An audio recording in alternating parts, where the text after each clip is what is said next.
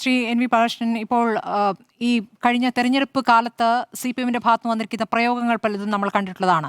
തെരഞ്ഞെടുപ്പ് പ്രചാരണ കാലത്ത് ഇരുണ്ട കാലമെന്ന് വിളിക്കുന്നു, പ്രതിപക്ഷ നേതാവായിരുന്ന VD സതീശനെ നുണയൻ എന്ന് വിളിക്കുന്നു.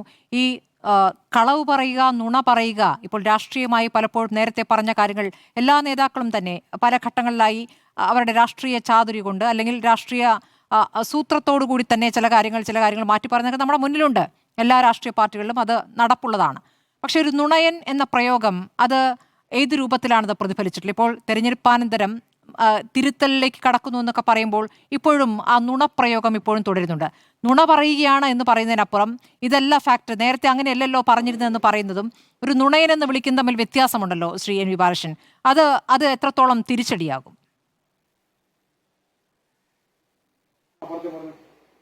അത് വലിയ തിരിച്ചടി സൃഷ്ടിക്കുമെന്ന കാര്യത്തിൽ സംശയമില്ല. നമ്മുടെ മുമ്പിലുള്ള അനുഭവമാണ്. NMBS നേരത്തെ വളരെ കൃത്യമായി പറഞ്ഞിട്ടുണ്ട്. അത് ഒരു കമ്മ്യൂണിസ്റ്റുകാരന്റെ ഭാഷയുണ്ട്, കമ്മ്യൂണിസ്റ്റുകാർ ജനങ്ങളോട് സംസാരിക്കുന്ന ഒരു രീതിയുണ്ട്. ആ രീതിയിലാണല്ല കാര്യങ്ങൾ. അതിപ്പോ അങ്ങനെ ഒരു രീതി കമ്മ്യൂണിസ്റ്റുകാർക്കുണ്ട് എന്ന് ഇന്ന് കേരളത്തിലെ CPM-ൽ എത്ര പേർക്കറിയാം? കേരളത്തിലെ CPM-ൽ ഇപ്പൊ സംസാരിച്ചുകൊണ്ടിരിക്കുന്ന ആളുകൾ ഒക്കെ തന്നെ കേട്ടുകൊണ്ടിരിക്കുന്നത് ഞാൻ നേരത്തെ പറഞ്ഞ പിണറായി വിജയന്റെ ശൈലിയും സംഗതിയാണ്. പിണറായി വിജയൻ കരുത്തനാണ്, ഇങ്ങനെയാണ് ഒരു നേതാവ് വേണ്ടത്, ഞാൻ ഇങ്ങനെയാണ് സംസാരിക്കേണ്ടത് എന്ന് കരുതുന്ന രൂപത്തിൽ വേറൊരു പ്രത്യേകത എന്താണ്?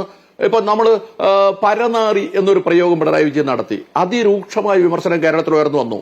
സ്വാഭാവികമായ ഒരു കമ്മ്യൂണിസ്റ്റ് പാർട്ടി പ്രവർത്തകൻ ചെയ്യുന്നതാണെന്ന് ചോദിച്ചാൽ അതിൽ നിന്ന് കാര്യങ്ങൾ ഉൾക്കൊണ്ട് ആ പറഞ്ഞ കാര്യങ്ങൾ പോരായ്മകൾ സംഭവിച്ചിട്ടുണ്ടെങ്കിൽ തിരുത്തണം.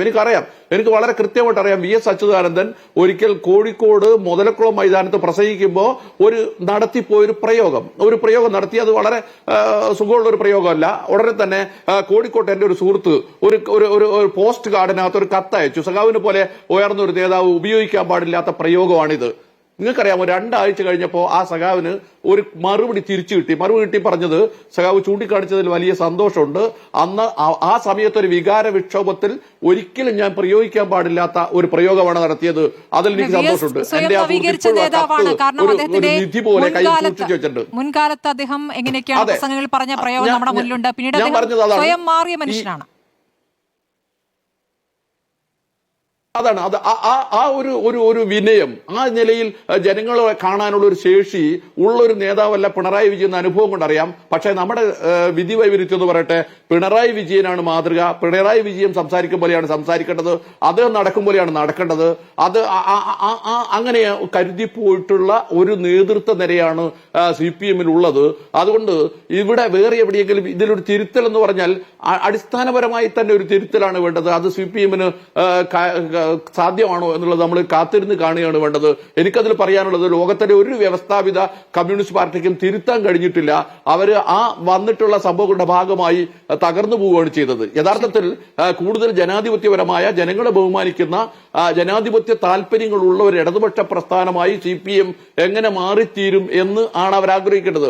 അതൊന്നും CPM-നകത്തുള്ളവർ മാത്രമല്ല, CPM ഇടതുപക്ഷ പ്രസ്ഥാനം കേരളത്തിൽ അനിവാര്യമാണ്. അപ്പോ CPM പോലൊരു പ്രസ്ഥാനം നവീകരിക്കപ്പെട്ട് ജനാധിപത്യവൽക്കരിക്കപ്പെട്ട് കൂടുതൽ വിഭാഗങ്ങളെ ഉൾക്കൊള്ളുന്ന ഒരു പ്രസ്ഥാനമായി മാറുന്നതിനെ കുറിച്ചുള്ള ഗൗരവതരമായ ചർച്ചകളാണ് കേരളത്തിൽ നടക്കേണ്ടത് എന്ന് ചിന്തിക്കുന്ന ഒരാളാണ് ഞാൻ.